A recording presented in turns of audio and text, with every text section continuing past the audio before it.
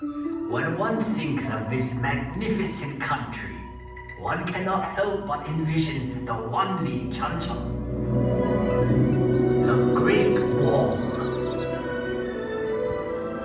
It once stretched like a mighty dragon across 4,000 miles of China. Welcome, I am Li Bai, a poet of the Tang Dynasty, and I have returned to share with you reflections of my beloved China. Like this great wall, it winds like a road across timeless landscapes, but one can also find landscapes that are ever changing.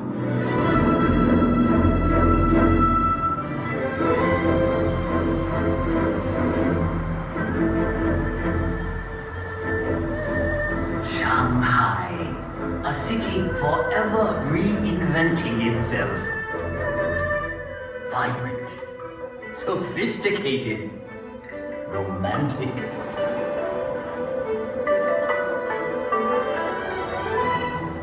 As Shanghai reflects modern China, historic Nanjing Road reflects modern Shanghai. Set your gaze across the Huangpu River and you will find a new China that reaches for the sky. Yet in this city of East meets West, one can still find treasures of Shanghai's stately European influence. Even in the hectic pace of modern China, there is always time for Tai Chi, a tradition that has endured for centuries.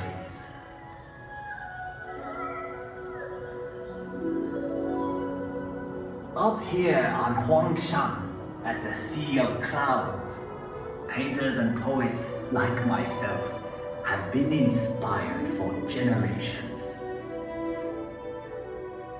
In China, we say, a poem in every painting, and a painting in every poem. We have had a long history. Much of it has been recorded in this fashion. However, it may be said that the history of the Chinese people is not written in ink, but with water. The mighty Yangtze River.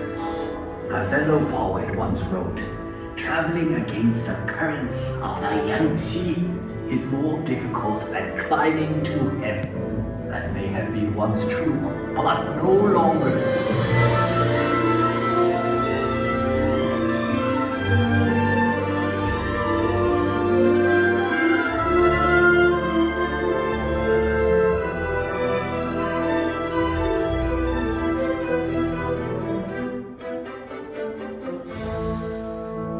The course of this great river, through mountains and valleys, touches the lives of 500 million Chinese.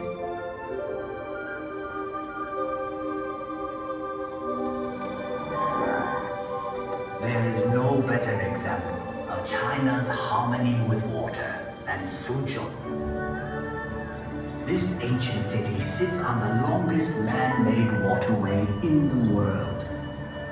When Marco Polo traveled this way, he called Suzhou the Venice of the East.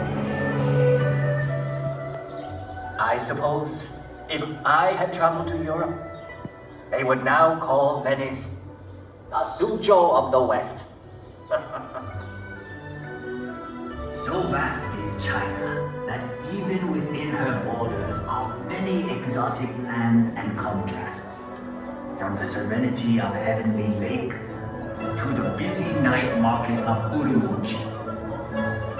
Here one discovers that Xinjiang province is home to many ethnic peoples with their own unique customs and their own unique cuisines.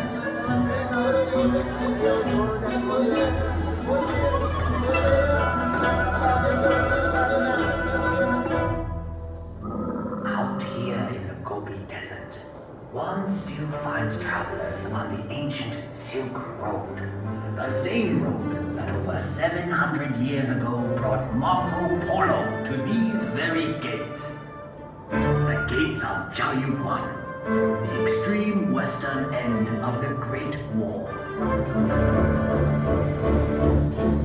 A visit to Inner Mongolia shows us a reflection of an earlier time. Here, the nomadic people still live much as they always have.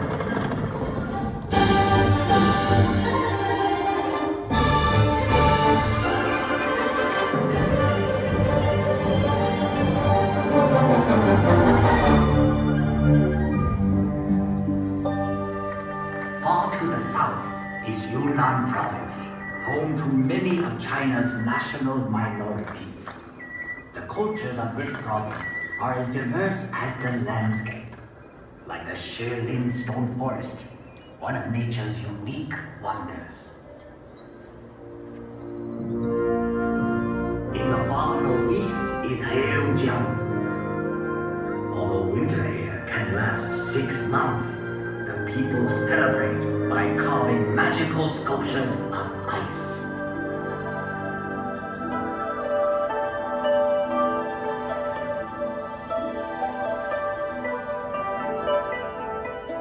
Macau.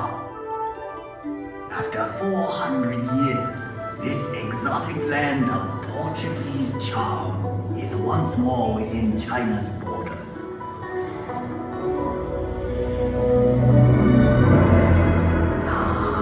Hong Kong, one of the most exciting cities on earth. A city steeped in Western culture, but still uniquely Chinese.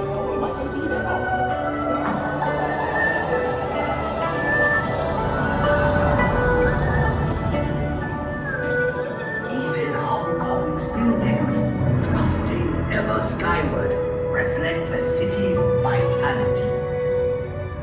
Hong Kong, ever on the move. Yes, the Chinese landscape changes swiftly, but one can also find enduring legacies that reflect our past. Everywhere one sees our history. Ancient treasures like the 9-dragon screen reflect our traditions.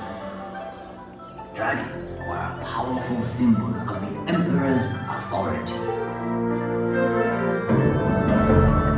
For centuries, the tombs of China's emperors have been watched over by these remarkable warriors of terracotta and these figures of stone. And for 800 years, this intersection of 3 rivers has been protected by a silent sentinel, the giant Buddha of Lishan. One can find a living legacy of China's past in the world-famous Peking Opera.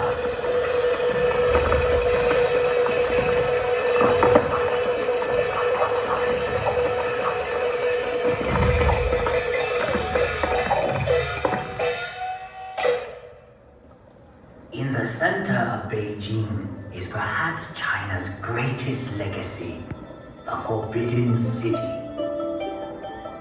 Imagine courtyards that could hold 100,000 members of the Imperial court.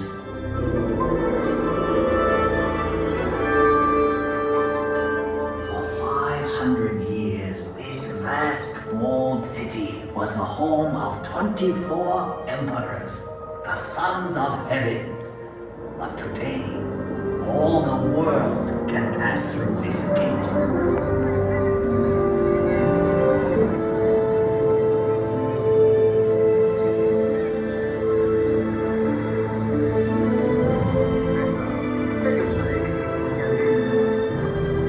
Tiananmen Square. To stand here is to stand at the heart of China.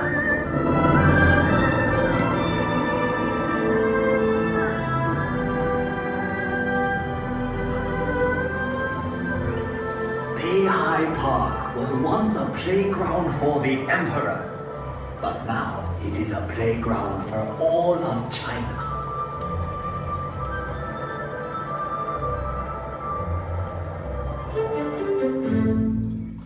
I have brought you to a place of unique beauty called Reed Flute Cave. The same forces that shape these pillars of stone have done a more remarkable job directly above us.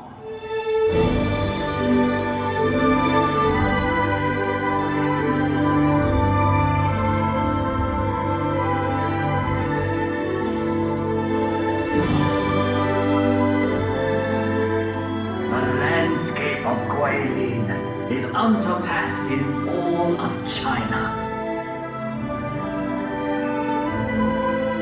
Countless artists and poets have struggled to capture the unique beauty of this region. The Li River winds like a silver snake through these scattered dragons' teeth.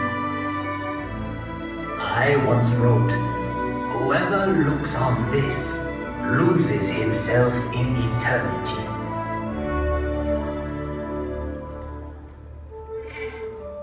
We have seen many reflections of China, but the true face of China can be found in our people.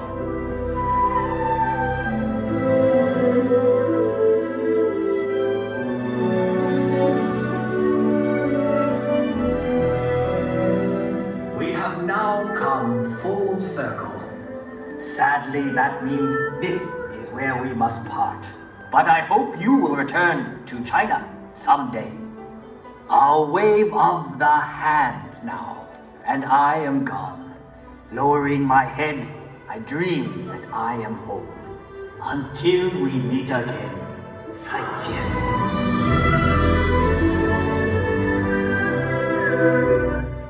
I hope you enjoyed seeing the reflections of China. And now please gather all of your personal belongings and exit through the doors to my right.